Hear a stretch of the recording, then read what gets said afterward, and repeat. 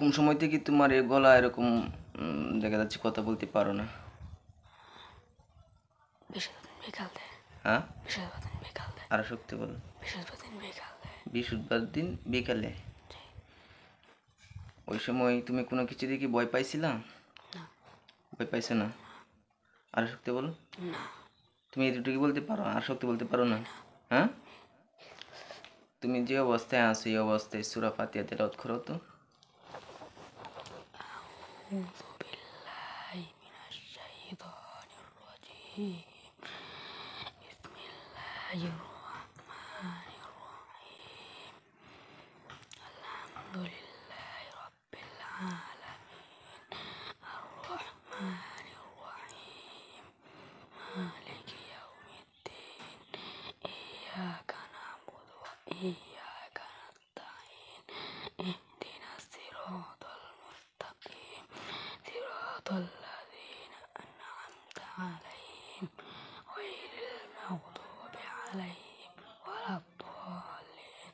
আমিন। আচ্ছা, এতটুকু তোমার গলার আওয়াজ, এর চেয়ে আর বেশি নেই। হ্যাঁ, কয় পারা পড়ছ? 10 পৃষ্ঠা মুখস্থ করছো না নাজার পড়তেছ? নাজার শেষ করে 10 পৃষ্ঠা মুখস্থ করছো। তোমার বুকের মধ্যে কোনো চাপ লাগে? চাপ লাগে? গলার মধ্যে ব্যথা? মাথার মধ্যে ব্যথা নেই, শুধু বুকের মধ্যে চাপ। হ্যাঁ, আচ্ছা, ওয়ারের যেটা করা হয়েছে বুঝছেন, এটা এক প্রকার দুষ্ট জিনারা আছে যারা ইসলাম বিদ্রোহী জিন। ওরা মাদ্রাসায় যারা পড়ে এই সমস্ত ছেলে মেয়েদেরকে এরকমভাবে একটা জাদু করে। সুতরাং ওর বুকের মধ্যে যেটা আছে এটা হচ্ছে সম্পূর্ণ জাদু। আর এই জাদুর কারণে ওর কণ্ঠ হয়েছে এরকম।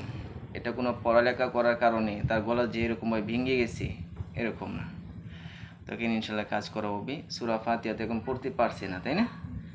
পরবর্তী সময় ইনশাল্লাহ সূরা ফাতিহা বলবি।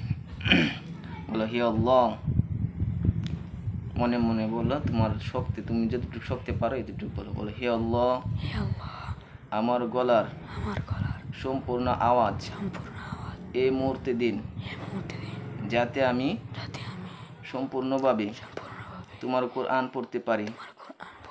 তুমি আমাকে যে গলা দিয়েছ, যে কণ্ঠ দিয়েছ, সে কণ্ঠের মাধ্যমে আওয়াজ করতে পারি। আপনি এই মুহূর্তে আমাকে কবুল করুন। আমিন। বিসমিল্লাহির রহমানির রহিম। আল্লাহুম্মা সাল্লি আলা মুহাম্মাদ ওয়া আলা আলি মুহাম্মাদ কামা সাল্লাইতা আলা ইব্রাহিম ওয়া আলা আলি ইব্রাহিম ইন্নাকা হামিদুম মাজিদ। আল্লাহুম্মা বারিক আলা মুহাম্মাদ ওয়া আলা আলি মুহাম্মাদ কামা বারাকতা আলা ইব্রাহিম ওয়া আলা আলি ইব্রাহিম ইন্নাকা হামিদুম মাজিদ। আস্তাগফিরুল্লাহ আস্তাগফিরুল্লাহ আস্তাগফিরুল্লাহ আল্লাযী লা ইলাহা ইল্লা হুয়াল হাইয়ুল কাইয়্যুম ওয়া আতুবু ইলাইহি লা হাওলা ওয়ালা কুওয়াতা ইল্লা বিল্লাহিল আলিয়্যিল আযীম। লা হাওলা ওয়ালা কুওয়াতা ইল্লা বিল্লাহিল আলিয়্যিল আযীম।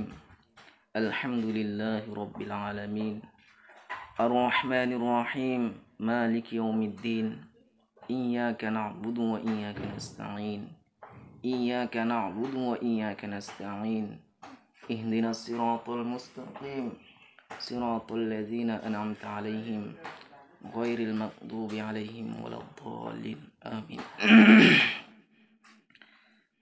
قل هو الله أحد الله الصمد لم يلد ولم يولد ولم يكن له كفوا أحد قل هو الله أحد الله الصمد. বসেন এখানে, বসেন এখানে, বসেন। قل هو الله أحد الله الصمد لم يلد ولم يولد ولم يكن له كفوا أحد. بسم الله الرحمن الرحيم.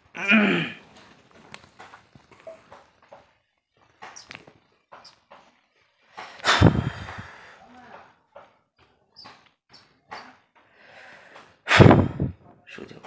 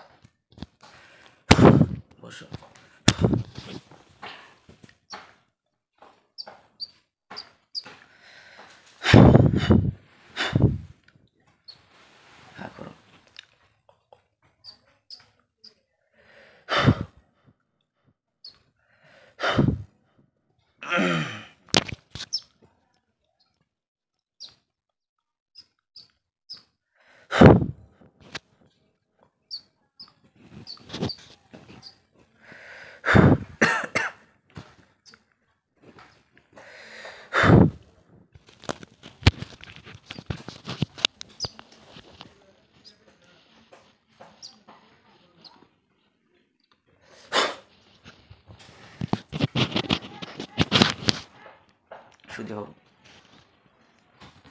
মন থেকে বলো আলহামদুলিল্লাহ, শক্তি আলহামদুলিল্লাহ, শক্তি আলহামদুলিল্লাহ, আলহামদুলিল্লাহ, আল্লাহু আকবার, আল্লাহু আকবার, আরো শক্তি আল্লাহু আকবার, আল্লাহু আকবার, আল্লাহু আকবার, আলহামদুলিল্লাহ, আরো শক্তি আলহামদুলিল্লাহ, আলহামদুলিল্লাহ, আরো শক্তি আলহামদুলিল্লাহ, আরো শক্তি আলহামদুলিল্লাহ, আল্লাহু আকবার, আল্লাহু আকবার, আল্লাহু আকবার, আলহামদুলিল্লাহ, আল্লাহু আকবার, শক্তি আরো শক্তি আল্লাহু আকবার, আল্লাহু আকবার, আলহামদুলিল্লাহ, আলহামদুলিল্লাহ, আরো শক্তি আলহামদুলিল্লাহ,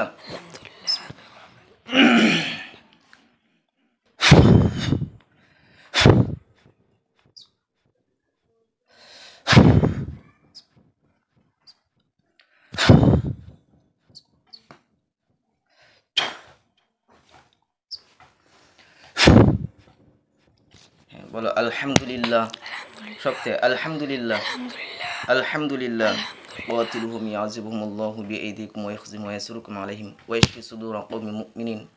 বলো আলহামদুলিল্লাহ, আলহামদুলিল্লাহ, আল্লাহু আকবার, আল্লাহু আকবার, আল্লাহু আকবার, লা ইলাহা, শক্তি লা ইলাহা ইল্লাল্লাহু মুহাম্মাদুর রাসূলুল্লাহ, মুহাম্মাদুর রাসূলুল্লাহ, মুহাম্মাদুর রাসূলুল্লাহ সাল্লাল্লাহু আলাইহি ওয়াসাল্লাম।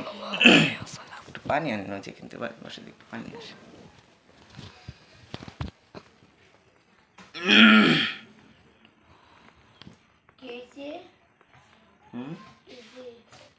বেটা কথা বলতে পারতেছে না, গলা বদ্ধ হয়ে গেছে।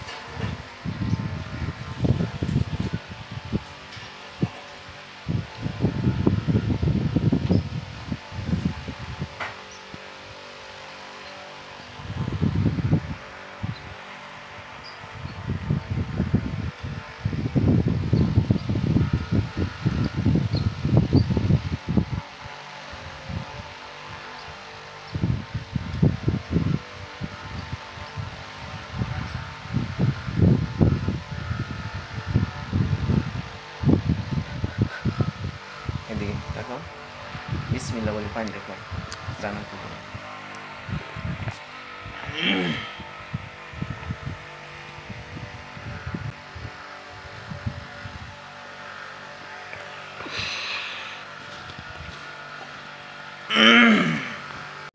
প্রিয় দিনী ভাইরা, তো এভাবে আমরা চেষ্টা করতে থাকি এক পর্যায়ে প্রায় 48 মিনিট আমরা এভাবে চেষ্টা করতে থাকি, কিন্তু এরপরেও আমরা জবান খোলা এটা সম্পূর্ণ ক্লিয়ার হতে পারছি না। তো পরবর্তী সময় আমাদের নিয়ামতপ্রাপ্ত ব্যক্তি তুলারাশি ব্যক্তির মাধ্যমে জানতে পারলাম ফাইনালি বিষয়টা, সেটা আপনি একটু শুনুন। ভাই, এই যে শেষে যে মানে যে বাচ্চাটা আর কি, ওই ভাইটার পরে আর কি যতগুলো রোগী দেখছি সবচেয়ে বেশি সিরিয়াস মনে হচ্ছে এই বাচ্চাটা। এই বাচ্চাটার মাথার মধ্যে 2টা ছোট্ট ছোট্ট জিন যাদের মাধ্যমে ঢুকে দেওয়া হয়েছে, একটা শিশু জিন, বাচ্চা জিন আর কি। তো তারা তার মাথাটা একদম এলোমেলো করে দিচ্ছে। হ্যাঁ, তার আচার আচরণ, মানে কথাবার্তা, এটা কোনো সুস্থ মানুষের কথা না। বাচ্চা হিসেবে এমন আচার আচরণ, এটা কেউই মেনে নেওয়ার মতো না। আরেকটা হলো, এই বাচ্চাটা গাছের আছে না, গাছের উপরে এই বাচ্চাটার নামের উপরে যে গাছ বান মারে আর কি, গাছে বান মারে। তো এই নামের উপরে, বাচ্চাটার নামের উপরে গাছে বান মারছে। ওই গাছের মধ্যে আপনার গাছটা প্রায় মৃতপ্রায়ের মতো হয়ে যাচ্ছে। তো গাছটা যদি মারা যায়, বাচ্চাটারও জটিল একটা বড় কিছু ঘটে যাবে। তো আলহামদুলিল্লাহ, আল্লাহর উপরে তাওয়াক্কুল, আল্লাহ তাআলা সব ভালো জানেন। তো এই বাচ্চাটাকে বান মারা হয়েছে, যেটা যে মাথায় করে দেওয়া হয়েছে। আর অন্যান্য বড় জিনগুলো বাচ্চাটার শরীরে নাই, তবে দূর থেকে অনেক ক্ষতি করতেছে। এগুলা চালান জিন মানুষের ক্ষতি, ওই তাদের আপনজনের মধ্যে এই ক্ষতিটা করছে। তো যাই হোক, আমরা তথ্য নেওয়ার পরে ফাইনালি বিষয়টা জানতে পারলাম যে এটা এতটাই গ্রহণযোগ্যভাবে ক্ষয়ক্ষতি।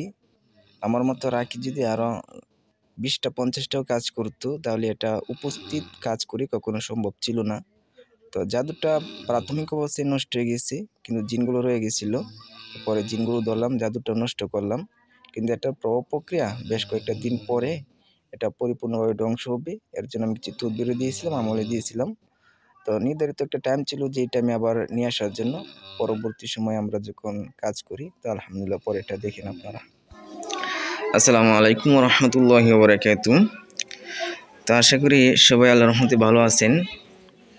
তো এই বাচ্চাটার জবান একেবারে পরিপূর্ণভাবে একবার অফ করে দিয়েছিল, যেটা কথা বলার কোনো যোগ্যতা ছিল না।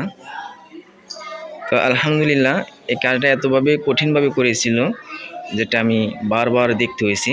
তো আজকে কয়দিনের মাথায় সফল হয়েছি, প্রায় আজকে 10 থেকে 12 দিন যাবত ধরে এরকম। তাই 13 দিন ধরে ওর জবান সম্পূর্ণ অফ ছিল। তো এটা সম্পূর্ণ জিন্নাতে করেছিল। আর এই জিনগুলোকে আমি ধরেছি এবং ধরার পরে এগুলোকে আমি শেষ করে দিয়েছি এবং জাদুটনাগুলো নষ্ট করে দিয়েছি। তো আলহামদুলিল্লাহ, আল্লাহর মধ্যে এখন বাচ্চাটা সম্পূর্ণভাবে কথা বলতে পারে। তো আমরা তার দাদার মুখ থেকে একটু কিছু শুনবো ইনশাল্লাহ। তো ওই যে বাচ্চাটা যখন এরকমভাবে এই জবান অফ ছিল, তো দিনগুলো আপনাদের কেমন ছিল, আর পাশাপাশি কেমন একটা হতাশায় কাজ করেছিল, আর কি মনে করেছিলেন? এটা তো পরীক্ষার জন্য কথা, পরীক্ষা দিতে পারছে না, পরীক্ষা দিতে পারছে না, তার কথাই বিতারে না। পরীক্ষা দিতে গিয়েছে, কিন্তু হুজুরা তারে বুঝে দিয়েছে, তুমি বাড়িতে চলে যাও, তুমি রাওয়ার্তানো কিবা দিবা। আমি অনেক কিছু কইছি, তুমি পরীক্ষা দিতে পারলি না দিদা রাওয়ার না, তার মা বাবা রাওয়ার্তানো কিবা দিব। আবার এবার এই যে বইয়ের আবার গেলাম, এই বইরে মানে একটু চাইরা দিলে একটু পাবল 2 দিন মধ্যে আদেরটা গেলিয়া দাওয়া আওয়াই করছে গেলি। হ্যাঁ, আগে তুমি যেভাবে কথা বলতা বা যেরকম তোমার গলার কণ্ঠ ছিল, এমনভাবে একটু তুমি করো, তো এমনভাবে একটু কথা বলো। আলহামদুলিল্লাহ। আগে তুমি যখন অসুস্থ আছিলা, তোমার কণ্ঠ যখন বসে আসিল, ওই সময় তুমি যেমনভাবে উচ্চারণ করতে, এমনভাবে একটু বলো তো।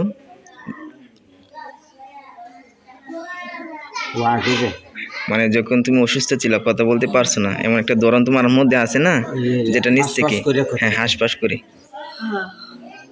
আচ্ছা, যাই হোক, মানে একটা কণ্ঠ এমন ছিল যেটা আপনারা আশা করি বুঝতে পারছেন, তার মধ্যে কোনো কণ্ঠ ছিল না। তো আল্লাহর রহমতে এখন বাচ্চাটা পরিপূর্ণভাবে কথা বলতে পারে। সূরা ফাতিহাটা পড়ো। আউযুবিল্লাহি বলে। আউযু বিল্লাহি মিনাশ শাইতানির রাজীম। বিসমিল্লাহির রহমানির রহিম। আলহামদুলিল্লাহি রাব্বিল আলামিন। আর রহমানির রহিম। মালিকি ইয়াউমিদ্দিন। ইয়্যাকা না'বুদু ওয়া ইয়্যাকা নাস্তাঈন। ইহদিনাস সিরাতাল মুস্তাকিম।